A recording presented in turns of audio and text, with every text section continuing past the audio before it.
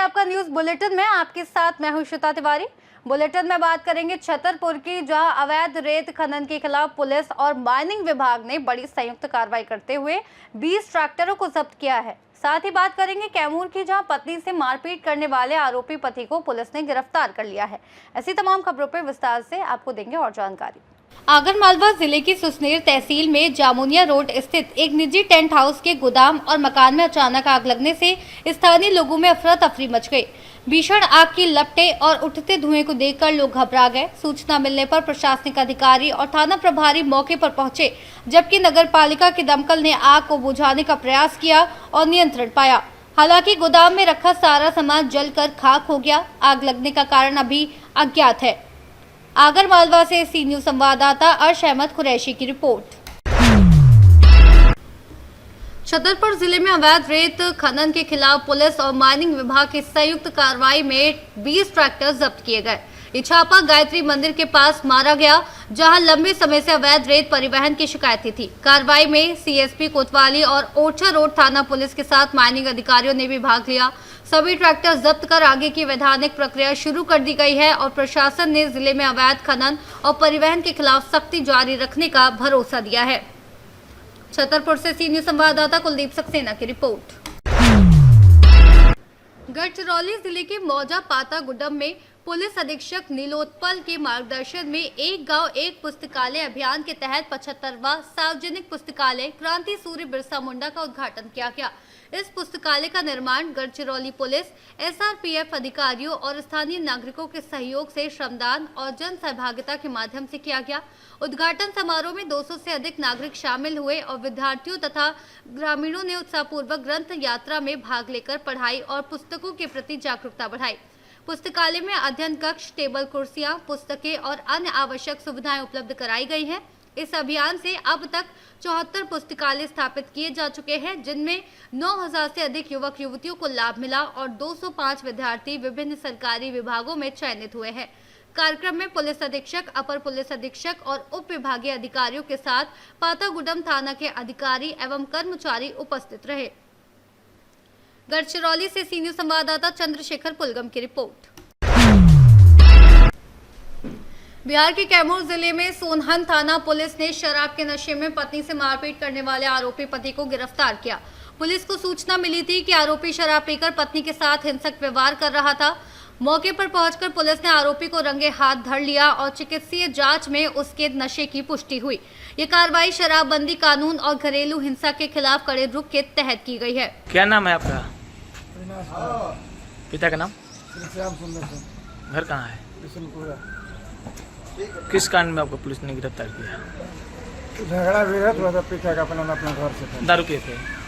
नहीं, घर में झगड़ा रहा अपना। अच्छा, और कोई बात नहीं। उसी में? हाँ। कब झगड़ा किए थे? कल शाम के। कल शाम को कितना बजे पुलिस ने आपको पकड़ ली? 3-4 बजे दिन में। 3-4 बजे दिन में। मोहनिया कैमूर से सी न्यूज संवाददाता नन्हे तिवारी की रिपोर्ट। कैमूर जिले के भगवानपुर थाना पुलिस ने शराब की अवैध तस्करी में शामिल 3 अभियुक्तों को गिरफ्तार किया है। कांड संख्या 61/26 में चंद्रशेखर कुमार उम्र 24 वर्ष और सोनल सिंह उम्र 21 वर्ष को 10 लीटर देसी महुआ शराब और एक टीवीएस अपाचे मोटरसाइकिल के साथ पकड़ा गया। वहीं कांड संख्या 62/26 में कमला राम उम्र 40 वर्ष के पास से 6.3 लीटर अंग्रेजी शराब और 6.75 लीटर देसी महुआ शराब बरामद हुई। सभी अभियुक्तों की मेडिकल जांच के बाद उन्हें भभुआ न्यायालय भेजा गया। पुलिस ने शराबबंदी कानून के प्रभावी पालन और कानून व्यवस्था बनाए रखने के लिए कार्रवाई तेज कर दी है। कैमूर से सी न्यूज संवाददाता राम प्रवेश तिवारी के साथ राकेश पटेल की रिपोर्ट। कामोटे के जुई गांव क्षेत्र में चल रहे सीमेंट सड़क निर्माण कार्य में गंभीर अनियमितताएं सामने आई हैं, क्योंकि स्थल पर कोई आधिकारिक बैनर नहीं लगाया गया है, जिससे कार्य की जानकारी और ठेकेदार का विवरण स्पष्ट है। साथ ही पनवेल महानगर पालिका का कोई इंजीनियर या अधिकारी मौके पर मौजूद नहीं पाया गया। प्रत्यक्ष निरीक्षण के दौरान आधे घंटे तक इंतजार करने के बावजूद कोई अधिकृत निगरानी नहीं दिखी और आरएमसी गाड़ियों के आने पर भी अधिकारी अनुपस्थित थे, जिससे नागरिकों में सवाल उठ रहे हैं कि ये काम किसकी निगरानी पानी में चल रहा है। सड़क की साइड लाइन धंसी हुई पाई गई है और पानी जमा होने से गुणवत्ता पर असर पड़ने की संभावना है। वहीं हर आरएमसी गाड़ी का सैंपल टेस्ट नहीं लिया जा रहा है। नागरिकों ने पनवेल महानगर पालिका प्रशासन से मांग की है कि कार्य की तुरंत जाँच की जाए, आरएमसी सैंपलिंग की जांच की जाए, धंसी साइड लाइन दुरुस्त की जाए, आधिकारिक बैनर लगाया जाए और दोषियों पर सख्त कार्रवाई की जाए, अन्यथा आंदोलन की चेतावनी दी गई है। कामोटे से सीनियर संवाददाता रोहित महात्रे की रिपोर्ट। खरगोन जिले की कांग्रेस कमेटी ने कलेक्टर को ज्ञापन सौंपकर विद्युत वितरण कंपनी की लापरवाही के कारण जली किसानों की फसलों का पूरा मुआवजा देने की मांग की है। ज्ञापन में बताया गया कि बढ़वा और भीकन गांव क्षेत्र के कई गांवों में झूलते बिजली के तार, क्षतिग्रस्त पोल और शॉर्ट सर्किट के कारण गेहूं और चने की खड़ी फसल में आग लग गई है, जिससे लाखों रुपए की फसल पूरी तरह नष्ट हो गई है।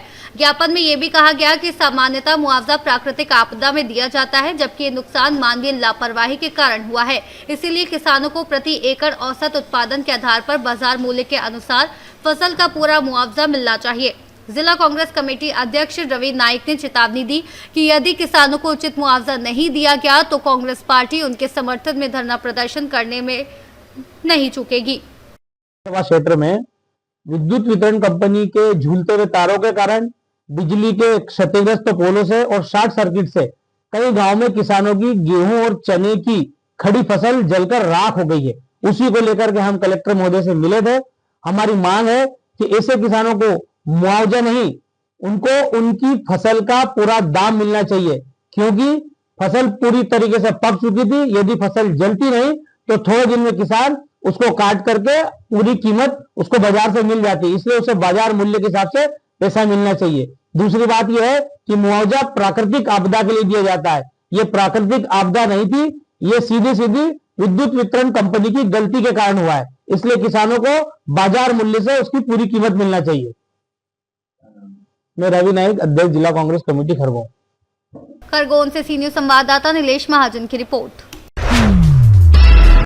मैगलगंज खीरी में कालीचरण यादव के गुमशुदा होने के मामले ने स्थानीय लोगों और परिवार में भारी आक्रोश पैदा कर दिया है। आज मैगलगंज थाना परिसर के सामने सिख समुदाय द्वारा अपराधियों का साथ देने के आरोप में धरना प्रदर्शन किया जा रहा है, जिस पर कालीचरण के परिवार, क्षेत्र के किसान और भारतीय किसान यूनियन सम्राट के प्रदेश अध्यक्ष संदीप सिंह सोनू ने पूरे जोर के साथ खड़ा होकर पुलिस प्रशासन से आह्वान किया है कि अपराधियों को तुरंत गिरफ्तार कर जेल भेजने की कार्रवाई की जाए। परिवार और संगठन ने चेतावनी दी कि यदि उचित कार्रवाई नहीं हुई तो वे अपराधियों के खिलाफ स्वयं धरना देने के लिए मजबूर होंगे और साथ ही वे उन लोगों के खिलाफ भी रिपोर्ट दर्ज कर कानूनी कार्रवाई की मांग कर रहे हैं जो अपराधियों का समर्थन कर रहे हैं। क्या दिक्कत है? दिक्कत क्या है, वो जो सरदार लोग थे आज आए हैं, हमारे पापा पे विरोध कर रहे हैं कि वही उन्हीं का इंतजाम है, सब उन्हीं पे ठोक रहे हैं। अगर हमें तो इंसाफ चाहिए, हमें इंसाफ नहीं मिला तो हम अभी सारे लोग गांव के साथ जाकर कोतवाली मैगलगंज के साथ आत्महत्या करेंगे। हम अभी जा रहे हैं, बिल्कुल हमें इंसाफ मिलना चाहिए, हमारा यही। और जो भी सरदार के पक्ष में आए उसे मुकदमा लिख के डायरेक्ट जेल भेजा जाए। अगर ये नहीं होता है तो मैं अभी जा रहा हूँ गाँव के साथ, मैं कोतवाली मैगलगंज गेट के सामने आत्महत्या कर लूँगा। ना बता बेटे। सरदार लोग मिलके वहाँ पे जाके घेराव करे, जबकि घेराव हम लोगों को करना चाहिए, इंसाफ हम लोगों को मिलना चाहिए, लेकिन नहीं मिल पा रहा है। अगर ये लोग जो कोई भी सरदार बीच में आ रहा है सबको हमारा कहना जो सरदार है वो लोग खुल मिले हुए हैं, हमको इंसाफ मिलना चाहिए। ये लोग जाके वहाँ पे उल्टा घेराव कर रहे हैं, अगर नहीं मिलेगा हम लोग जाके वहाँ रोड पे घेराव करेंगे। जो गायब हुए हैं वो आपके कौन थे? और सरदार लोग पैसे खा खा करके उन लोगों की मदद कर रहे हैं। जो गायब हुए कौन थे? मेरे पिताजी थे। कितने दिनों से गायब हैं? 1 महीना 5 दिन हो गए, आज कोई जानकारी नहीं, कुछ भी इंसाफ नहीं मिल पा रहा है। वो लोग जाके उल्टा वो सरदार लोग हम घिराव कर रहे हैं थाना का, हम लोग जाके वहाँ पे करेंगे, फिर क्या होगा? और करेंगे जरूर, इंसाफ नहीं मिलेगा, हम आत्महत्या कर लेंगे, रोड पे लेट रहेंगे सारे लोग, गाँव के सब लोग मिलके। हम लोग गरीबों को सताया जा रहा है, कैसा इंसाफ है?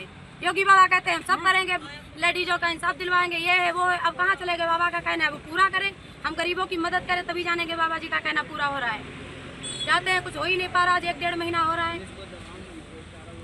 पुलिस पे दबाव डाल रहे हैं? हाँ, पुलिस पे दबाव डाला जा रहा है। 100-200 की भीड़ लेकर आए हैं सरदार लोग, 100-200 लोगों को मिलके यहाँ पे दबाव डाला है। जो हमारे विरोधी हैं, जो उनके पक्ष में आए हैं, अपराधियों का साथ दे रहे हैं वो लोग।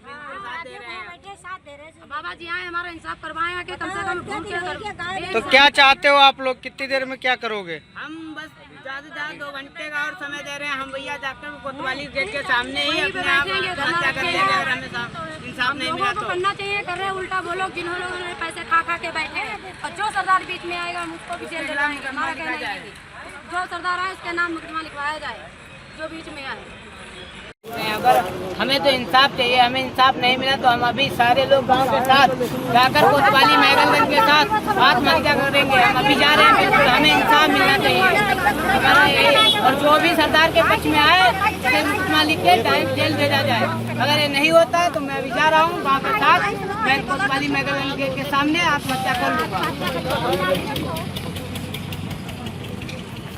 सरदार लोग मिलके वहाँ पे जाके घेराव करे, जबकि घेराव हम लोगों को करना चाहिए, इंसाफ हम लोगों को मिलना चाहिए, लेकिन नहीं मिल पा रहा है। अगर ये लोग जो कोई भी सरदार बीच में आ रहा है उन सबको हमारा कहना है जो सरदार है वो लोग खुद मिले हुए हैं, हमको इंसाफ मिलना चाहिए। ये लोग जाके वहाँ पे उल्टा घेराव कर रहे हैं, अगर नहीं मिलेगा हम लोग जाके वहाँ रोड पे घेराव करेंगे। जो गायब हुए हैं वो आपके कौन थे? और सरदार लोग पैसे खा खा करके उन लोगों की मदद कर रहे हैं। जो गायब हुए वो आपके कौन थे? मेरे पिताजी थे। कितने दिनों से गायब हैं? 1 महीना 5 दिन हो गए, आज कोई जानकारी नहीं, कुछ भी इंसाफ नहीं मिल पा रहा है। वो लोग जाके उल्टा वो सरदार लोग हम घिराव कर रहे हैं थाना का, हम लोग जाके वहाँ पे करेंगे, फिर क्या होगा? और करेंगे जरूर, इंसाफ नहीं मिलेगा। हम आत्महत्या कर लेंगे, रोड पे लेट रहेंगे सारे लोग, गाँव घर के सब लोग मिलके। हम लोग गरीबों को सताया जा रहा है, कैसा इंसाफ है? योगी बाबा कहते हैं हम सब करेंगे, लेडीजों का इंसाफ दिलवाएंगे, ये है वो है। अब कहाँ चले गए बाबा का कहना? अब पूरा करें, हम गरीबों की मदद करें तभी जानेंगे बाबा जी का कहना पूरा हो रहा है। जाते हैं, कुछ हो ही नहीं पा रहा, आज 1-1.5 महीना हो रहा है।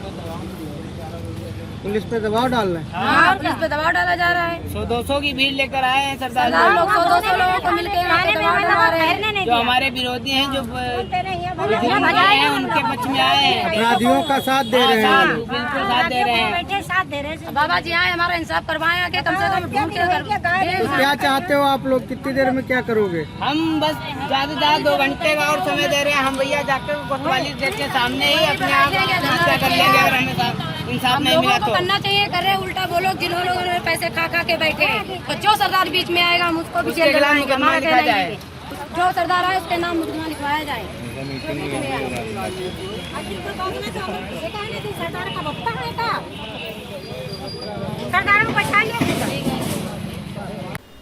लखीमपुर से सी न्यूज संवाददाता अवनीश गुप्ता की रिपोर्ट।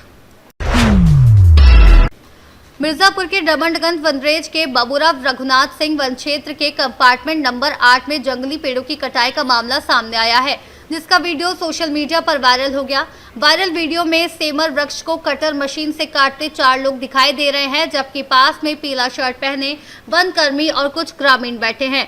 आरोप है कि वन विभाग की मिलीभगत से लकड़ी माफियाओं के साथ साठ गांठ कर पेड़ों के धड़ल्ले से कटाई की जा रही है, जिससे सरकार की वनावरण योजनाओं पर प्रभाव पड़ रहा है। उप प्रभागीय वनाधिकारी शेख मुआज्जम ने कहा कि वायरल वीडियो जीपीएस वीडियो नहीं है और इसकी जांच कराई जाएगी। मिर्जापुर से सी न्यूज संवाददाता अंकित मिश्रा के साथ राकेश कुमार तिवारी की रिपोर्ट। पन्ना जिले की सड़कों पर बढ़ती तेज रफ्तार अब मासूम जिंदगियों के लिए खतरा बन गई है। नेशनल हाईवे 39 पर पन्ना सतना मार्ग के छापर मोड़ के पास आज एक तेज रफ्तार पिकअप ने बाइक सवार 2 युवकों को रौंद दिया, जिसमें 20 वर्षीय सुमित वर्मा की मौके पर ही मौत हो गई, जबकि उसका साथी गंभीर रूप से घायल होकर जिला अस्पताल में जिंदगी और मौत के बीच जूझ रहा है। हादसे के समय पिकअप में सीमेंट की बोरियां भरी हुई थी और वाहन तेज रफ्तार में था। घटना के बाद चालक मौके से फरार हो गया। पुलिस ने शव को पोस्टमार्टम के लिए भेजा और पिकअप जब्त कर लिया है। रानीगंज पूर्वा निवासी सुमित की मौत से पूरे गांव में शोक की लहर फैल गई है। पुलिस फरार ड्राइवर की तलाश में जुटी है।